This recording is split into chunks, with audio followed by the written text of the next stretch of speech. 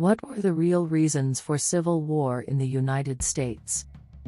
The Civil War in the United States was one of the most defining and heartbreaking chapters in the nation's history, a conflict born from deep-rooted tensions that had been simmering for decades. At its core, the war was about human dignity, freedom, and the soul of a young country struggling to reconcile its ideals with its actions. The primary and undeniable cause was slavery, the brutal, dehumanizing institution that reduced millions of people to property. For enslaved people, it was a nightmare of forced labor, broken families, and unimaginable suffering. For abolitionists, it was a moral abomination that defied the very principles of liberty and equality enshrined in the Declaration of Independence. Yet for many in the South, slavery was seen as the backbone of their economy and way of life, a reality they were willing to defend at any cost. But slavery was more than just an economic or moral issue, it had become a symbol of power and identity. The Southern states, feeling increasingly alienated from the industrializing North, saw their survival tied to the continuation of slavery. Meanwhile, the North was evolving into a more modern society, where the abolitionist movement gained momentum, calling for an end to this inhumane practice. The tension grew unbearable as the nation expanded westward. Would new states and territories permit slavery or ban it? Compromises, like the Missouri Compromise and the Compromise of 1850, were mere band-aids on a festering wound. The Kansas-Nebraska Act and the violent clashes of bleeding Kansas proved that the issue could no longer be contained by legislation or negotiation. The election of Abraham Lincoln in 1860 was the final spark. Though Lincoln's platform was to prevent the spread of slavery, not abolish it where it already existed, the Southern states saw his presidency as a direct threat to their way of life. In a desperate act of defiance, 11 Southern states seceded from the Union, forming the Confederacy, and the nation was torn apart. But beneath the political arguments and fiery rhetoric, the war was about humanity, about whether one group of people had the right to own another, to strip them of their agency, their dreams, and their future. It was about the very essence of what America claimed to be, a land of freedom and equality. The cost was devastating. Over 600,000 lives were lost, cities were burned, families shattered. And yet, from the ashes, the Civil War brought about the end of slavery through the Emancipation Proclamation and the 13th Amendment. It was a painful, bloody reckoning, a conflict that exposed the nation's deepest flaws but also its capacity for change. The scars of the Civil War linger, a reminder of the sacrifices made and the lessons learned. It was a war fought not just on battlefields but in the hearts and minds of a divided people, struggling to define what it truly means to be free. Let's try to do a much deeper analysis of the reasons for the Civil War between the Northern states and Southern slaveholders. According to many historians, the American Civil War, 1861 to 1865, was primarily caused by deep-seated divisions between the Northern and Southern states over several political, economic, and social issues. Here are the main reasons. Number 1. Slavery. The most significant cause of the Civil War was the issue of slavery. The Southern economy heavily relied on enslaved labor for its agricultural system, particularly for producing cotton, tobacco, and other cash crops. The North, on the other hand, had largely abolished slavery and opposed its expansion into new territories and states. Abolitionist movements in the North considered slavery morally wrong, while many in the South viewed it as essential to their way of life and economy. Number 2. States' rights versus federal authority. Southern states championed the idea of states' rights, arguing that individual states should have the authority to govern themselves, including the right to decide whether to permit slavery. The Northern perspective leaned toward a stronger federal government that could regulate and restrict practices like slavery across the entire nation. Number 3. Economic differences. The Northern economy was based on industry and manufacturing, favoring tariffs and policies that protected domestic production. The Southern economy depended on agriculture and opposed tariffs, as they increased the cost of imported goods and threatened their trade relationships, particularly with Europe. Number 4.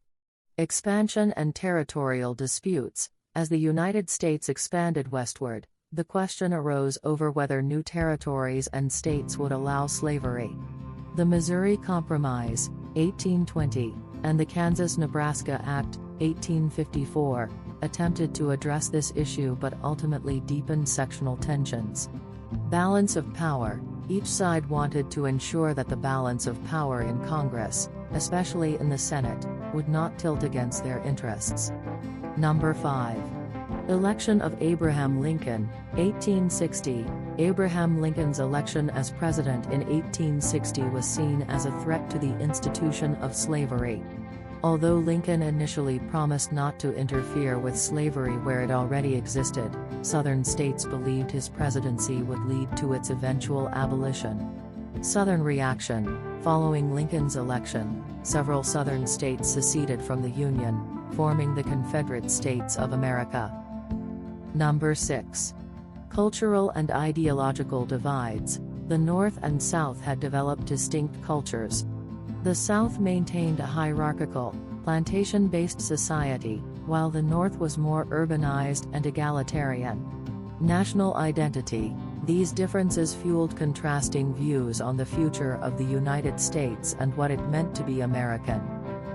Number 7. Immediate trig. The Civil War officially began when Confederate forces fired on Fort Sumter in South Carolina on April 12, 1861. This marked the point of no return in the growing sectional conflict. In summary, the Civil War was a result of complex and interwoven issues, with slavery at its core, compounded by disputes over states' rights, economic interests, and political power. These tensions culminated in secession and armed conflict, leading to one of the most defining events in American history. We must make a deep analysis of the causes of path to war to understand the real reasons for the conflict. Throughout the early 19th century, numerous efforts were made to ease tensions between North and South. The Missouri Compromise, 1820, maintained a balance between free and slave states, and the Compromise of 1850 attempted to address disputes over territories gained in the Mexican-American War. However, these measures were temporary solutions, and events like the Dred Scott Decision, 1857, which ruled that African Americans had no rights as citizens, further inflamed tensions. Violence in Kansas.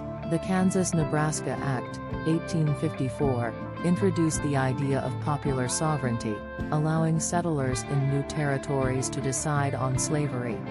This led to bloody confrontations in Kansas, dubbed Bleeding Kansas, as pro-slavery and anti-slavery settlers clashed. Why the war was inevitable? Despite repeated attempts at compromise, fundamental differences between the North and South made conflict nearly unavoidable by the 1860s. The Southern states viewed the federal government as increasingly dominated by Northern interests, while Northern leaders saw Southern secession as a threat to the Union and democracy itself. Southern secession. Between December 1860 and early 1861, 11 Southern states seceded from the Union, starting with South Carolina. They formed the Confederate States of America, led by Jefferson Davis. Their secession was grounded in the belief that states had the right to leave the Union if their sovereignty or interests were threatened. Northern perspective. President Lincoln and many Northerners believed that secession was illegal and that preserving the Union was paramount.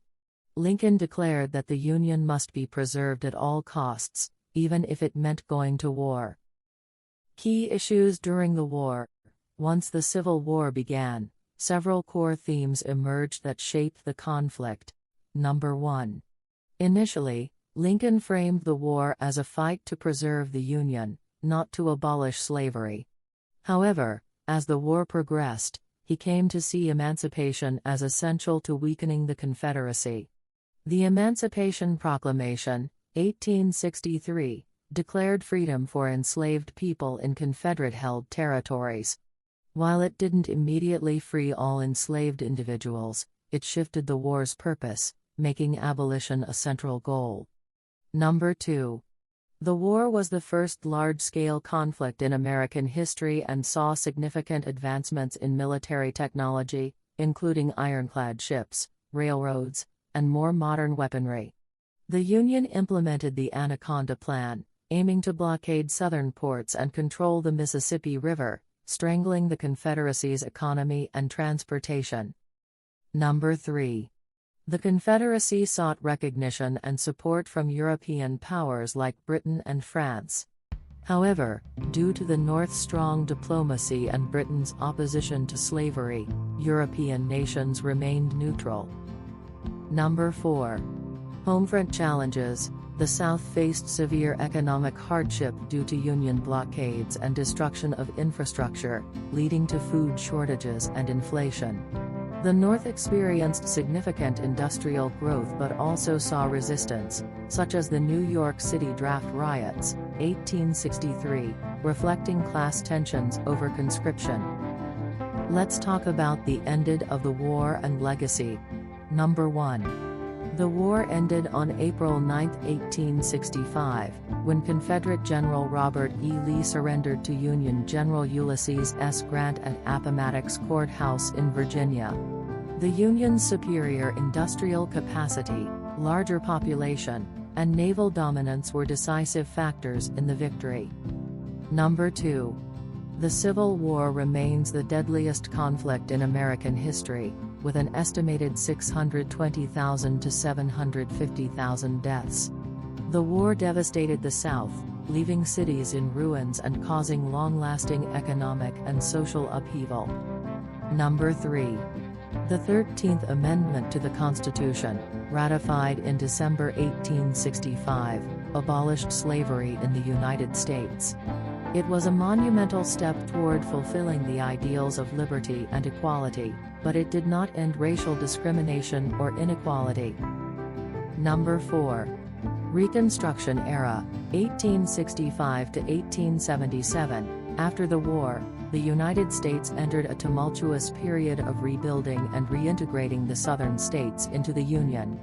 Federal laws, such as the 14th Amendment, granting citizenship to all born in the U.S., and the 15th Amendment, granting voting rights to African American men, aimed to secure rights for formerly enslaved people.